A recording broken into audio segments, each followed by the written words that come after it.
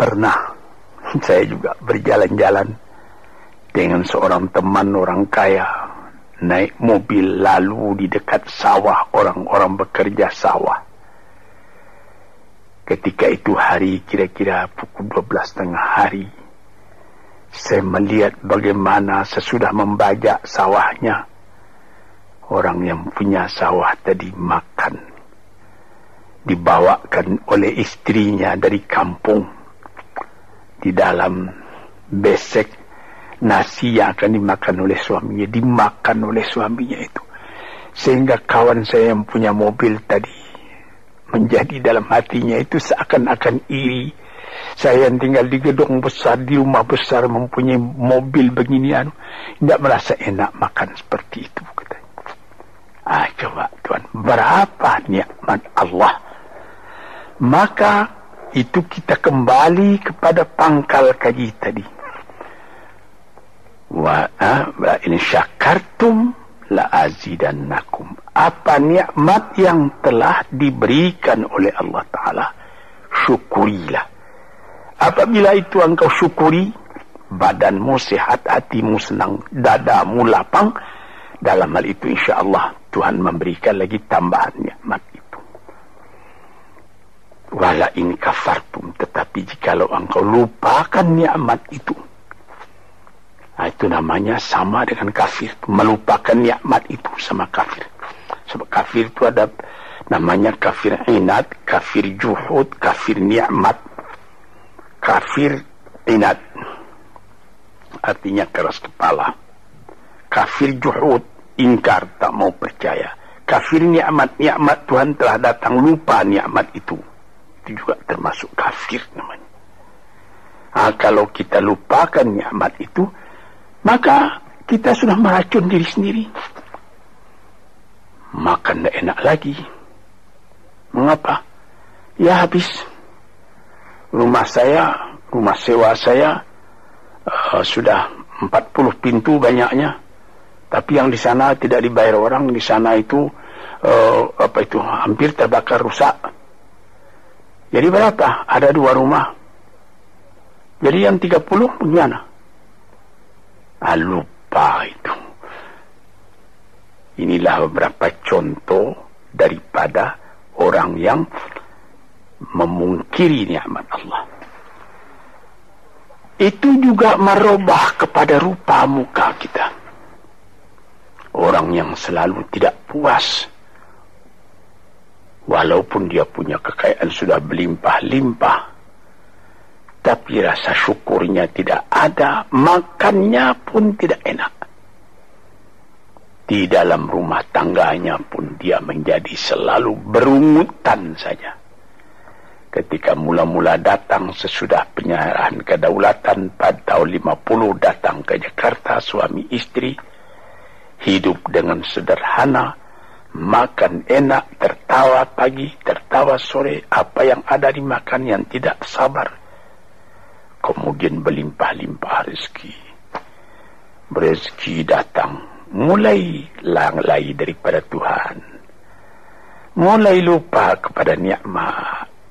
Lama-lama tidak mensyukuri nikmat. Timbul berkelahi dalam rumah. Si laki-laki tadi melihat lagi ada perempuan yang lebih muda. Dia mau kawin lagi, ribut lagi dengan yang tua, macam-macam. Nampak, bagaimana saya katakan tadi, nampak oleh orang luar, orang ini senang ini. Tapi di dalam rumahnya sendiri neraka, dibikinnya sendiri neraka itu, karena dia tidak mensyukuri nikmat. Dia bikin sendiri neraka itu, sebab dia tidak sabar ketika percobaan datang. Di sinilah tuan-tuan pendengar kaset yang saya cintai, saya katakan di dalam agama kita disuruh qanaah. Apa? Menyambut dengan kedua belah tangan nikmat yang diberikan Allah, kecil atau besar, yang penting nilainya. Nilai nikmat itu ialah apabila kita terima dengan syukur.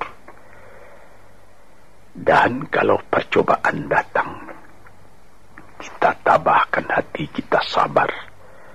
Percobaan itu banyak, harta, berniaga rugi, istri atau anak yang dicintai mati misalnya, dan lain-lain sebagainya. Kita sabar menerima itu, kita tabah menerimanya, sehingga kita tidak goyang. Ketika nikmat datang, kita syukur, jadi kita tidak sombong. Ketika percobaan datang, kita sabar, jadi kita tidak bingung. Kita punya hidup selalu tenang. Di dalam ilmu tasawuf disebutnya bahwa antara syukur dengan sabar itu adalah seperti sayap. Sayap sebelah kanan syukur, sayap sebelah kiri sabar. Kalau patah salah satu dari dua sayap itu, kita jatuh, tidak bisa kuat lagi. Jadi sebagaimana kapal terbang juga mempunyai dua sayap. Kalau patah satu, lebih baik lekas berhenti, jangan berlayar lagi, nanti bahaya besar jatuh, membawa jatuh kita. Para pendengar, disinilah yang jadi tiang dari kehidupan kita, sehingga menjadi kita normal. Sebagaimana pernah juga saya katakan, kerusakan atau seperti radio korsleting yang terjadi antara sabar dan syukur ini bisa jadi penyakit. Mulanya penyakit batin, kemudian menjadi penyakit badan. Ada orang, itu saya pernah mengatakan tempoh hari ini dalam salah satu kuliah di kaset ini, psikosomatik. Dilihat penyakit, diperiksa, dianalisa oleh dokter, asalnya dari kecewa. Ada orang, anaknya menyakitkan hatinya, karena anak itu juga jadi fitnah dalam kehidupan. Diharap akan begini, rupanya jadi begitu. Diharap akan taat, rupanya maksiat. Lama-lama dipendam penyakit itu dalam hati, berubah kepada badan sendiri. Kadang-kadang sakit jantung, kadang-kadang eksim, kadang-kadang kudis. Ajaib. Rupanya perjalanan darah diganggu oleh tekanan jiwa. Tekanan jiwa mengganggu tekanan jantung mengganggu tekanan darah menjadikan penyakit basir pada badan. Sebab itu maka dikatakan, barang siapa waman a'rada an dzikri fa inna lahu ma'isyatan dhanka. Barang siapa yang menolak peringatanku, dia punya hidup nanti akan sengsara. Sengsara jadi penyakit. Fi qulubihim maradun fazadahumullahu marada. Dalam hatinya ada penyakit, ditambah lagi oleh Tuhan dengan penyakit lain. Diperiksa oleh dokter, badanmu tidak sakit, ini pikiranmu yang sakit. Macam-macam. Disinilah saudara-saudara yang terhormat, maka syukur itu adalah satu nikmat yang kita sendiri mengusahakan supaya terjadi pada diri kita sendiri. Dan gelisah itu adalah laknat yang kita tumbuhkan sendiri. Sebagaimana pepatah orang Melayu, makan hati, berulam jantung.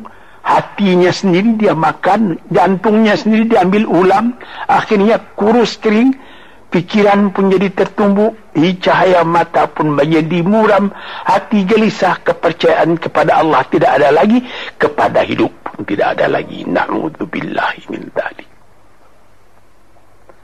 Para pendengar, peminat kaset-kaset ini, saya serukan, gembirakan hati, kuatkan iman kepada Allah, syukuri segala nikmat, sabar kalau datang percobaan. Insya Allah kita akan tetap teguh hidup, selamat dunia dan akhirat. Sekian saja dulu, insyaallah lain hari kita sambung lagi. Assalamualaikum warahmatullahi wabarakatuh.